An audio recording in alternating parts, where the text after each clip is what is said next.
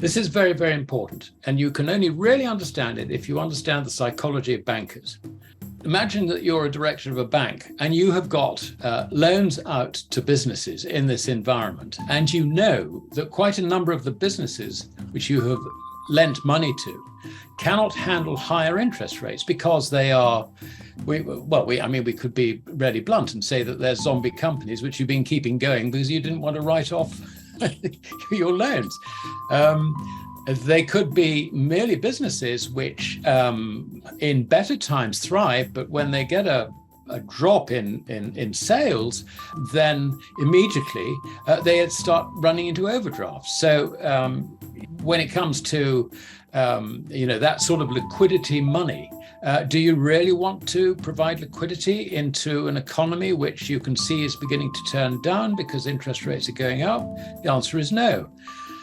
The other thing is that quite a lot of your activities, and particularly since the 1980s, have been increasing in the financial sphere. So you've got a lot of exposure to financial assets. Rising interest rates, what does it do to their values? So that's another area which you're probably going to try and cut back on. So this is a time to be very nervous. And if you were caught, let us say, with COVID, and of course, COVID completely unexpected. What happened? Everybody, their sales stopped, their cost continued, their borrowing increased. So, you suddenly find that you are over-leveraged in a market which suddenly is beginning to decline. Now that, for a banker, is a frightening position to be in. So what do you do as a director of the bank? You want to cut back as much as you can. And the thing that was interesting, and I can't remember whether this came up the last time we spoke, but Jamie Dimon, he said that 2 weeks ago, I likened the economy to being in a storm. I've upgraded that now. As far as I'm concerned, we are in a hurricane. Now that is the most senior commercial banker in the world, giving you a heads up that he is going to start contracting his balance sheet. Do not ignore that. And nor will all the cohort of bankers around the world. They will know exactly what he said. And if they hadn't already arrived at the same conclusion themselves, they have been told by Jamie Dimon that this situation is getting worse. Therefore, contract your balance sheets. It is inevitable. And this is the cycle of bank credit. We've had this ever since records really began. It was particularly violent in the first half of the 19th century. It smoothed out a bit after the 1844 Bank Charter Act, which was a major piece of legislation. Of course, this is the thing which led to the post-war slump. It led to the 1930s. This happens every 10 years on average.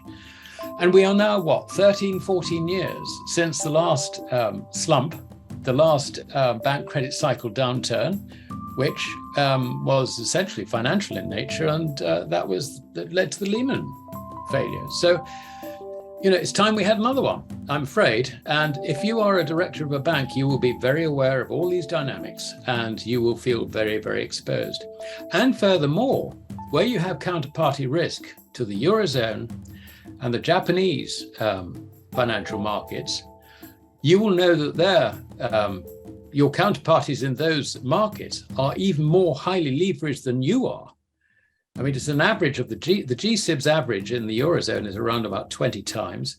The average in Japan is around about 21, 22 times. So, it's just incredible, the leverage in these foreign banks. And that's where the failure is likely to come from first. So what do? When it comes to everything, you just want to just batten down the hatches and to hell with it. If you're going to, just get your loans in as much as you can, cut your deposit base as much as you can, reduce that ratio of balance sheet assets to equity, and protect your shareholders.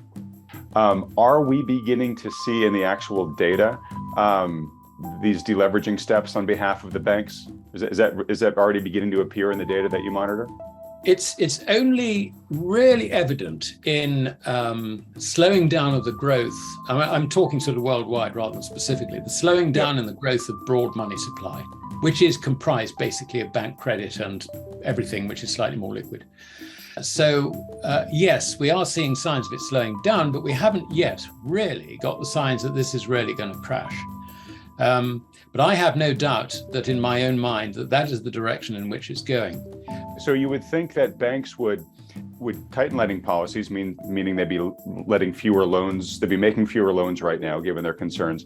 You would think they would probably trying to call any loans that they could, right? Just so they're not having them out there. I guess this is the type of behavior that you're expecting to see a lot more of over the coming months, correct? Yes, that's absolutely correct. In fact, you can see it already in the figures issued by NASDAQ on margin debt for financing financial positions or positions in financial assets. I mean, that has been contracting very sharply in recent months. So it's really sort of understanding, what makes people reduce their loan positions. I mean, basically, when you've got a really frothy market and everybody's bullish, it's not the people taking profits, because actually their psychology is we want more. Right. So, inevitably what happens at the top of a market like that, when the loan books start contracting, is that it is the banks driving it, not the punters. And obviously it's not a pure argument. I mean, there's a bit of both, obviously, but I would say that overwhelmingly the banks, the brokers would be pulling in loans rather than the reverse. And, so when you see, sort of positions beginning to go sour, I think that they would tend to act very, very quickly on the margin in order to try and close positions down. So it's an interesting question, because we tend to think of margin loans only really being on the bull tack, but we do know that hedge funds have been shorting it and have recently been squeezed, which is why the equity market has been so strong in the last month or 6 weeks. So, either way creates a loan situation which would be reflected in the NASDAQ figures. But by far the bigger determinant is the use which the public put on that money in terms of its use value. So to give you an example, if they decide to dump the currency completely in return for goods and services, then it becomes completely worthless, despite the changes in the quantity of money which may or may not happen.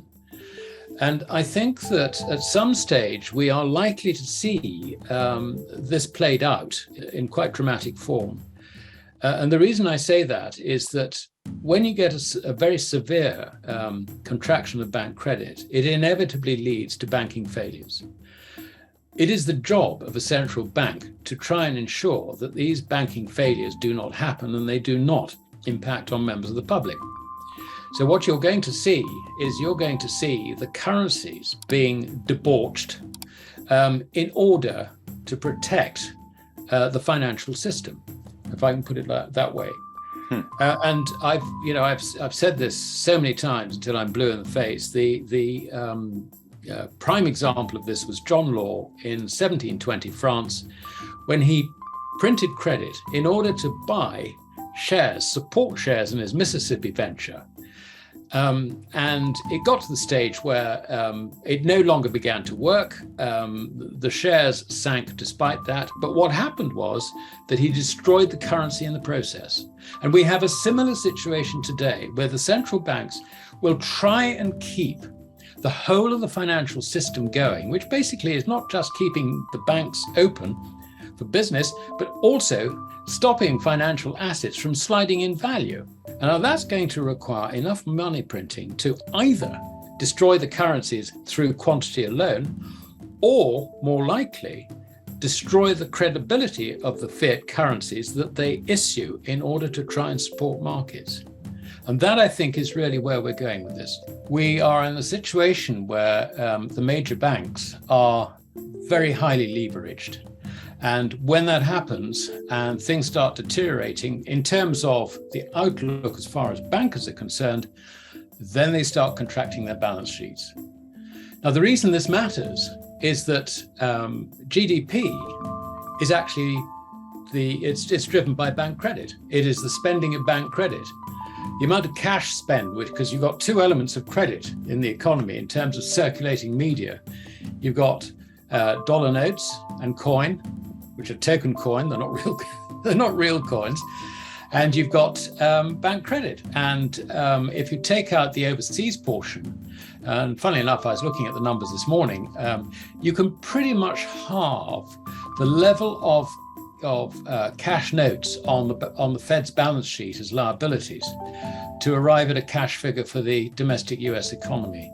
Now, that being the case, then 5% of it is cash, 95% of it is bank credit. So what happens when you get a contraction of bank credit? GDP contracts. Now, bank credit feeds not just GDP, but it also feeds the financial sector, the exchange of financial assets, the ability to hold on to financial assets. So it does two very, very important things. But if we concentrate on the on GDP for the moment, a contraction in bank credit to take them back to more normal times, I think means that it should, in theory, mean that GDP contracts by something like $4, $5, maybe $6 trillion. Now, that's a massive hit. That's a massive hit. And that is without anything happening from abroad, because we've got systemic risks from abroad as well. So I think it's terribly important to understand what this GDP number is. It is not a reflection of economic performance, economic prospects, economic progress, whatever the Keynesians and the macroeconomists believe. It's not that. It is actually just the sum total of transactions funded through bank credit. And if you get a contraction of bank credit, you're going to get a contraction of nominal GDP, which, if it doesn't match, because it won't match because it is also contracting the financial sector. So that, I think, is the most important thing to understand. And what it means is that the slide in GDP, which we're only just beginning to see, is going to be considerably worse than anybody expects.